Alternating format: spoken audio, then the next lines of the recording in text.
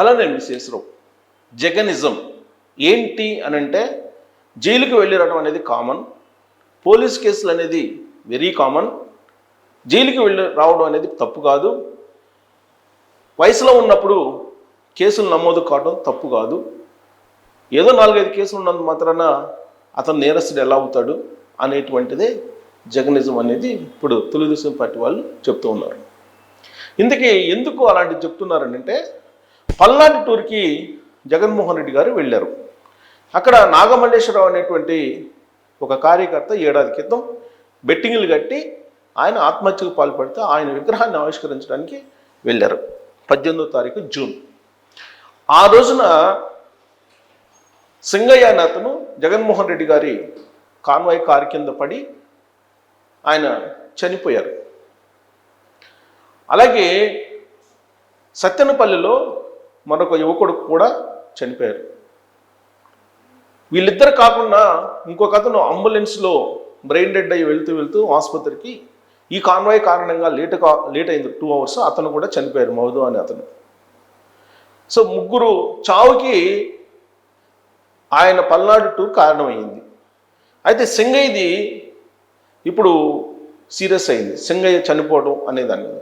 సింగయ్య చనిపోవడం అనేది normal death కింద తీసుకుందామంటే ప్రమాదం జరిగిన కారణంగా చనిపోయాడు అనేది తీసుకుందామన్నా కానీ అనేక అనుమానాలు వస్తున్నాయి. దాన్ని హత్య కింద తీసుకోవాలా, ప్రమాదశాత్తు జరిగినటువంటి సంఘటనల్లో ఆయన ప్రాణాలు కోల్పోయారు అనే యాంగిల్లో తీసుకోవాలా అని అంటే, ఇప్పుడు కోర్టుకి ఏం చెప్తున్నారు జగన్మోహన్ రెడ్డి గారు, హైకోర్టుకి ఆయన తరఫున అడ్వకేట్ ఏం చెప్పారు? జగన్మోహన్ రెడ్డి గారికి ఏ పాపం తెలియదు, సింగయ్య చనిపోవటానికి కారకుడు కాదు జగన్మోహన్ రెడ్డి గారు. కారణం ఏంటంటే, జగన్మోహన్ రెడ్డి గారు ప్రయాణించినటువంటి car bullet proof car, Jaganmohan Reddy గారితో పాటు కొంతమంది మంత్రులు వీళ్ళందరూ కలిపి 400 kg కన్నా ఎక్కువగా బరువు ఉండరు. ఆ బరువుని కనుక బేరీజు వేసుకుంటే సింగయ్య చనిపోయేంత ప్రమాదకరమైనటువంటి వెహికల్ కాదు అని చెప్పి హైకోర్టులో వాళ్ళు చెప్పారు. సో కాబట్టి ఆ వెహికల్ యొక్క బరువు, ఆ వెహికల్లో ఉన్నటువంటి మనుషుల బరువు ఇవన్నీ క్యాల్కులేట్ చేసిన తర్వాత సింగయ్య మెడ మీద నుంచి కారు వెళ్ళినప్పటికి కూడా చనిపోవడానికి అవకాశం లేదు అని చెప్పి హైకోర్టులో జగన్మోహన్ రెడ్డి గారి తరఫున అడ్వకేట్ వాదించారు. మరి సింగయ్య ఎందుకు చనిపోయారు, ఎలా చనిపోయారు అనేది ఇప్పటికీ కూడా కొన్ని అనుమానాలు ఉన్నాయి. చనిపోయారా, హత్య చేశారా అనే దాని మీద రకరకాల అనుమానాలు ఉన్నాయి. ఎందుకంటే జగన్మోహన్ రెడ్డి గారు కారు కింద సింగయ్య పడినప్పుడు అక్కడ ఉండేటువంటి కాన్వాయ్ దగ్గర ఉండేటువంటి వాళ్ళు చూశారు, వైఎస్ఆర్ కాంగ్రెస్ పార్టీ కార్యకర్తలు. ఆయన్ని పక్కకు తీసి డ్రైవర్కి కూడా చెప్పారు. ఆ తర్వాత చికిత్స చేయించమని చెప్పేసి ఈ కాన్వాయ్ వెళ్ళిపోయింది అనేది హైకోర్టులో జగన్మోహన్ రెడ్డి గారి తరఫున అడ్వకేట్ వాదించారు. అసలు ఇక్కడ జగన్మోహన్ రెడ్డి గారి కారు కాదది, కాన్వాయ్లో ఒక కారు అనేది వాళ్ళ వాదన. జగన్మోహన్ రెడ్డి గారి కారు కాదని చెప్పి ఎస్పీనే చెప్పారు ఆ రోజున. అలాగే అక్కడ ఉన్నటువంటి డిఎస్పీ కూడా అదేవిధంగా చెప్పారు. మరి జగన్మోహన్ రెడ్డి గారి కార్ని ఎందుకు సీజ్ చేయాల్సి వచ్చింది అనేటువంటి వాదన కూడా వినిపించారు హైకోర్టులో. అంటే ఇప్పుడు 26CE001 ఇది కారు, జగన్మోహన్ రెడ్డి గారిది కాన్వాయ్ సీజ్ చేసినటువంటి కారు. ఈ కారు కింద పడలేదని చెప్పి ఎస్పీ చెప్తున్నారు కదా. ఈ కారు కిందే పడ్డారని చెప్పేసి ఒక వీడియో రిలీజ్ చేసి కావాలని జగన్మోహన్ రెడ్డి గారిని ఫిక్స్ చేస్తున్నారు ఈ కేసులో అనేటువంటి వాదనను వినిపించారు హైకోర్టులో జగన్మోహన్ రెడ్డి గారి తరఫు అడ్వకేట్స్. ఈ కారు కిందే పడ్డారు అని చెప్పి తాజాగా ఇప్పుడు ఎస్పీ చెప్తూ ఉన్నారు. అక్కడ ఉండేటువంటి ఎస్పీ ఏం చెప్తున్నారు, ఆయన జగన్మోహన్ రెడ్డి గారి కాన్వాయ్లో ఉండే ఒక ప్రైవేటు కారు కింద పడిపోయారు సింగయ్య, చనిపోయారు, దెబ్బలు తగిలినాయి అనేది నిజమే నేను చెప్పింది.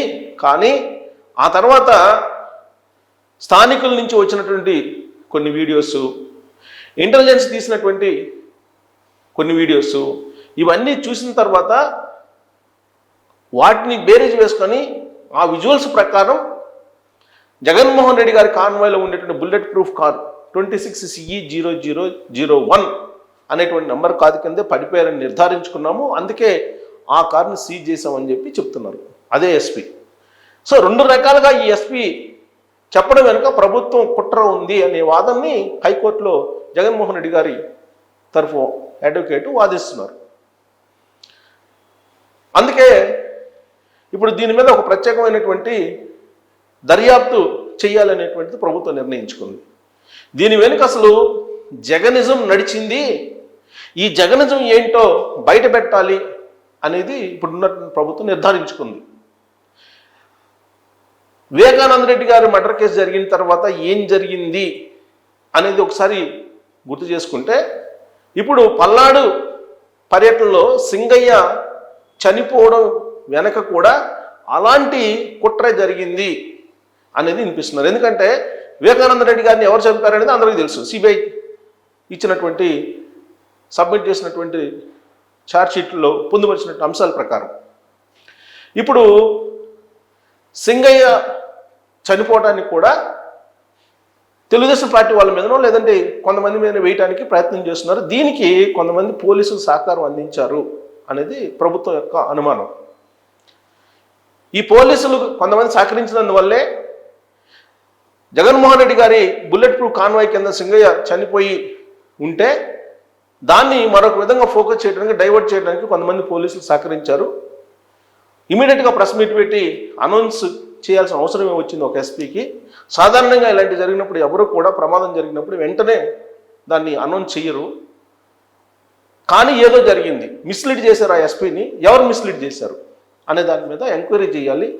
అందుకే అక్కడ ఉన్నటువంటి సిఐలు కానీ, ఎస్పీలు కానీ, లేదా డిఎస్పీలది కానీ, అక్కడ ఉన్నటువంటి కానిస్టేబుల్స్ కానీ, వీళ్ళందరికీ సంబంధించినటువంటి ఫోన్ డేటాని చెక్ చేయాలి అనేది ఇప్పుడు ప్రభుత్వం తీసుకున్నటువంటి నిర్ణయం. ఈ ఫోన్ డేటాను కనుక చెక్ చేస్తే ఎవరితో మాట్లాడారు, ఆ సమయంలో ఏం మాట్లాడారు అనేది కూడా బయటకు వచ్చేటువంటి అవకాశం ఉంది. దీంతో ఈ కుట్ర అనేది బయటకు వస్తుందని అంటున్నారు. యాక్చువల్గా వివేకానంద రెడ్డి మర్డర్ కేసులో గూగుల్ టేక్అవుట్ ద్వారానే ఐడెంటిఫై చేసింది సిబిఐ. అసలు ఏం జరిగింది, అక్కడ ఎవరున్నారు ఆ స్పాట్లో అనేది. సేమ్ అలాగనే ఇప్పుడు సింగయ్య జగన్మోహన్ రెడ్డి గారి కారు కింద పడిపోయిన సమయంలో ఎవరెవరి దగ్గర ఉన్నారు, ఎవరితో మాట్లాడారు అనేది ఈ కాల్ డేటాని సిగ్నలింగ్ వ్యవస్థని బేస్ చేసుకొని కాల్ డేటాని బయటికి తీస్తే ఈ కుట్ర మొత్తం బయటకు వచ్చే అవకాశం ఉంది. దీంట్లో కొంతమంది పోలీసులు కూడా ఉన్నారు. ఈ ఇన్సిడెంట్ని సాధారణమైనటువంటి ప్రమాదం కింద చిత్రీకరించే ప్రయత్నం కొంతమంది పోలీస్ విభాగంలోనే ప్రయత్నం చేస్తున్నారు. కాబట్టి దీని మీద ఒక ప్రత్యేకమైనటువంటి దర్యాప్తు చేయాలనేది ప్రభుత్వం నిర్ణయించుకుంది. సో ఈ కాల్ డేటాలు, గూగుల్ టేక్అవుట్లు ఈ కనుక బయటకు వస్తే అసలు దొంగ ఎవరు, మిస్లీడ్ చేసింది ఎవరు? రంగయ్య జగన్మోహన్ రెడ్డి గారి కారు కింద పడిపోయి చనిపోతే దాన్ని ప్రమాదం కింద, అంటే ఒక రకంగా హత్యకు ప్రేరేపించారు అని చెప్పి ఇప్పుడు తెలుగుదేశం పార్టీ జగన్మోహన్ రెడ్డి గారి మీద అభియోగాలు మోపుతుంది. అలాంటి కేసుని ప్రమాదశాత్తు జరిగింది అని క్రియేట్ చేయడానికి పోలీసులు కూడా సహకారం అందించారు. దీని వెనుక ఒక పెద్ద కుట్ర జరిగింది. వైఎస్ఆర్ కాంగ్రెస్ పార్టీ వాళ్ళకి కొంతమంది పోలీసులే సహకరించారు. వైఎస్ఆర్ కాంగ్రెస్ పార్టీకి సంబంధించిన ఇద్దరు నేతలు పోలీస్ డిపార్ట్మెంట్లో ఉన్నట్టు కొంతమందికి సహకారం అందించమని చెప్పి కోరితే పోలీసులు కొంతమంది వైఎస్ఆర్ కాంగ్రెస్ పార్టీకి సంబంధించినటువంటి లీడర్లు కలిసి ఈ కేసుని పక్కదోవ పట్టించి తప్పించుకోవాలని చూస్తున్నారు అనేది ఇప్పుడు ప్రభుత్వం భావిస్తున్నటువంటి క్రమంలో కాల్ డేటా, గూగుల్ టేక్అవుట్ని ఇప్పుడు నమ్ముకుంది.